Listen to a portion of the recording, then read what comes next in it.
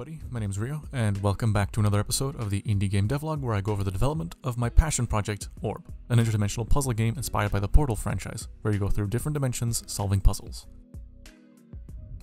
This episode will be a little shorter than my previous episode, since it hasn't been 3 months this time, luckily, so I'll be going over some new additions and changes that have been made over the past 2 weeks. Anyways, let's get into it.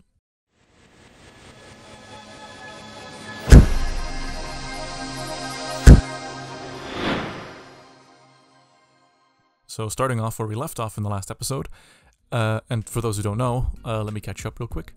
In the previous episode, I asked for everybody's input on a potential new color scheme for the game, since the current one, or well, previous one, was flawed when it came down to the actual game design.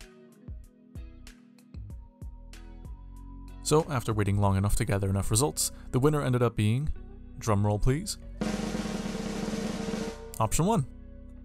It was a rather close call between option 1 and 3, but the first option ended on top. So, I've gone ahead and changed the main color scheme of the game to match, as you can see here. It took some getting used to, but it's definitely starting to grow on me, and I hope you guys like the new color scheme as well. Now, one other issue that came along with changing the color scheme were the mechanics, which were designed to match the old color scheme, as you can see here. I already knew that I'd have to face this ahead of time, so I pre-planned out 3 possible solutions. My original plan was to go over them in the previous devlog, but I had to end up cutting it short because I didn't have enough time to experiment with it. But here are the 3 options that I had planned. Either option 1, I'd make all mechanics monochrome, so that they would fit in any dimension regardless of color, and that the levels themselves would be more responsible for bringing color to the game. Option 2 would be that I'd have all mechanics be based on the original colors dimension. However, that was probably the least likely option, as you would end up with odd mixtures. It can work, but personally this was my least favorite option. And option 3, which is having the mechanics, their color, match their dimension of origin. This was the option that I actually ended up going with as of right now, and it worked pretty easily for the most part, with 2 exceptions. That being the power cell and slot. My concern was that people would start to interpret this color change as a different mechanic, and that they would have to match power cells with the according power slot. So that, for example, red goes in red, blue goes in blue, and yellow goes in yellow. However, the solution to this issue ended up being somewhat of a double win. The solution that I ended up with was just making the power slot monochrome, basically avoiding any matching potential or confusion, and having the power cell themselves still be colored based on their dimension of origin. This way all power slots look the same, and it would avoid confusion for the player. However, another benefit to this decision is that now whenever you lose a power cell, it would be much easier to figure out where to get it again, because in some later levels you've got several power cells at once, and then you would have to kind of go around seeing where there's one that you can pick up. Now whenever you drop one, you at least know where to which dimension to go to get it back. So hopefully this change will help the flow of the game and make it easier for people to find power cells again once they lose them.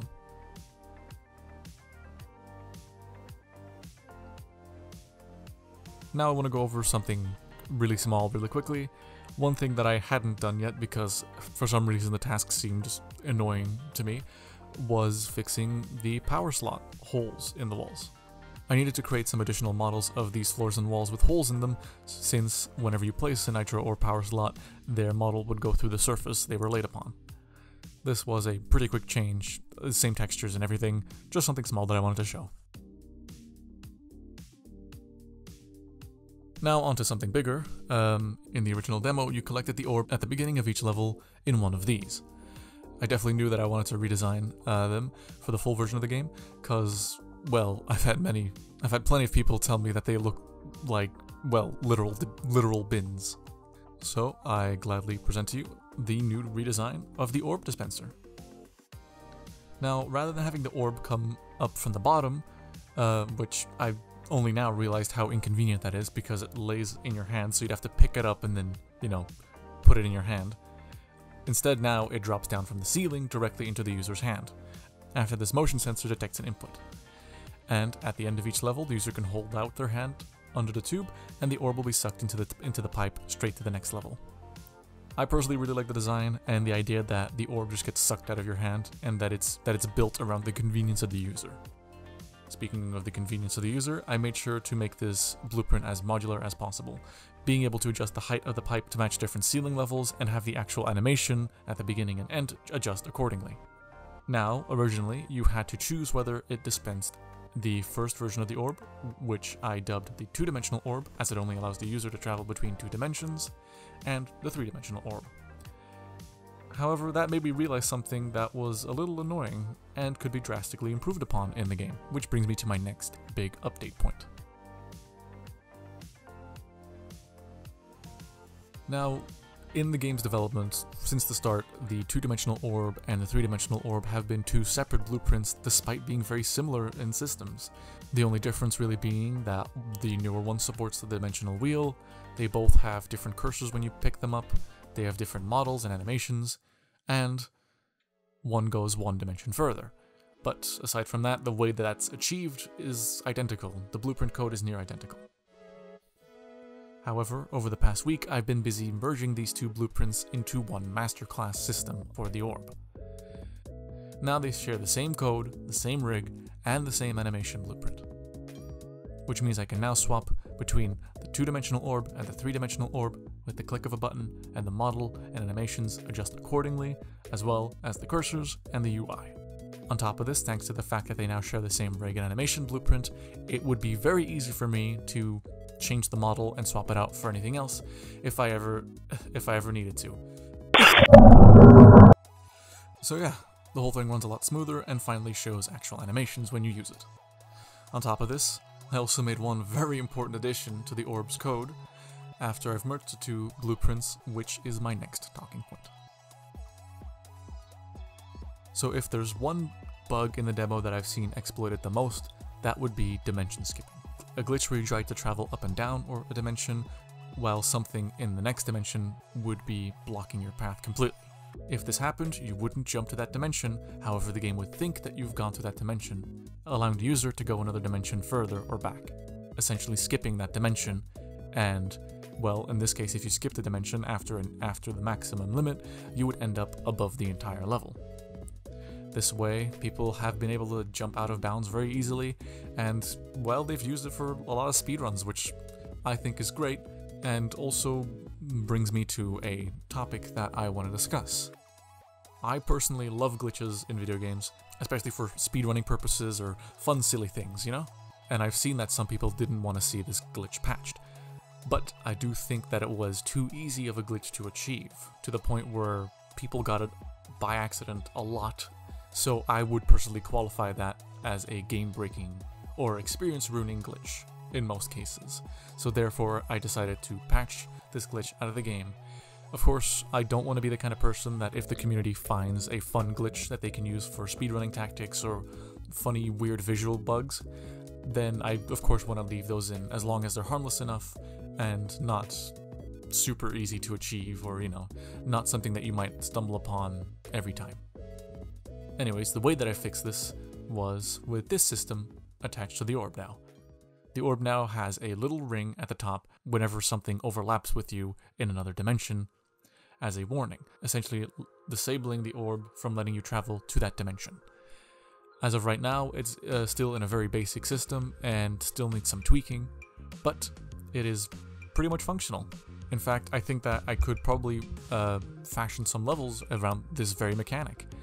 One thing I want to add going forward is I want to have it that if a certain dimension is blocked, like you're in Dimension 1 and Dimension 2 is blocked, that you can still travel to Dimension 3. And I want this to also be visually represented within the dimensional wheel.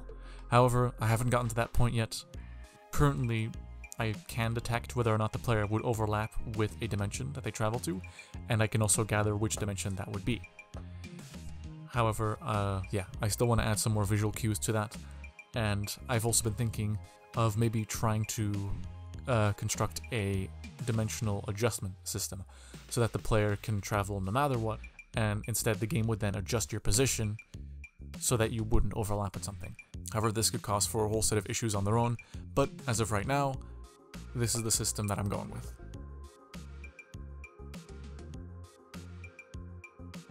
So everybody has those moments in their life where they do something incredibly stupid. This is one of mine. So for context, as you guys know, I recently got a new laptop, and I transferred the Unreal project from that laptop to this one. Now, on my old laptop, the project speed varied a lot, which I could understand since it wasn't the best of devices, but on my new laptop, for some reason, the project seemed to be stuck at a consistent 40 frames per second. Now, at first I assumed it was something to do with the fact that I hadn't baked the lighting in the level I was in, so I tried doing that and nothing changed. I looked around and tried to find some other stuff, but nothing really fixed the issue. So I decided to educate myself a bit more on Unreal's optimization tools, and let me tell you, they've got some really good tools available. But turns out after doing a decent amount of research, I realized why the game was running slower than anticipated, and there were two main reasons. The first one being light maps. Now, every 3D model has what is called a light map. It is essentially an image that saves all static lighting data onto a texture. And as it turns out, the resolution of my light maps for most of my models were over twice the size of what they should be. Though luckily this was easily changed inside Unreal Engine, and I matched them all accordingly and rebaked the lighting. Now the second one is the one that really made me feel stupid. So for explanation, in video games you have what is called an LOD, standing for levels of detail. Essentially what it is several versions of the same model with varying degrees of complexity that swap out based on the player's distance to them. It's a great way for optimizing in video games, and Unreal Engine has a very good auto-generated LOD system, which I assumed worked automatically whenever you imported a new model. Turns out it doesn't. All I had to do was choose the LOD category for the engine to generate these LOD models. So yeah, I really felt stupid about that one. So, after changing the light map resolution on all my models to be the correct size, and fixing the LODs on the models along with a lot of other optimization things, I've managed to increase the game's performance by roughly 500%. For comparison's sake, before all the optimizations that I did over the past 2 weeks, the game ran at an average of 40 frames per second. Now, after all the optimization fixes, the game runs at a whopping 200 frames per second. Of course, you guys can't see that in this video since this video is only 60 FPS, and even my monitor can only handle up to 144 FPS. But I guess for those who have a beast of a monitor out there, I guess they can enjoy their 200 frames per second. Now, on top of all this, there was another great benefit aside from the increased frame rate of the game. Now, one of the things that I hate the most in Unreal is baking lighting, which is processing all static lighting within the level, basically. Now, based on your scene's complexity and your settings, the time can vary quite a bit. But for reference, let's take the first test level, as it's rather simple and it would be an easy comparison. So, on my old laptop, it took about roughly 30 minutes for the lighting to bake in this level, as my old laptop's GPU wasn't too good. On my new laptop, without any of the optimization changes, it went down to 4 minutes, which is a very good improvement compared to the time it took before. However, now, with the included optimization changes and the adjusted light maps, it took baking lighting down to a mere 50 seconds. It's so much faster and makes it so much easier to experiment with different lighting settings and scenarios instead of having to rebake and wait half an hour to make any change. So yeah, overall I'm very pleased with how the game is running right now.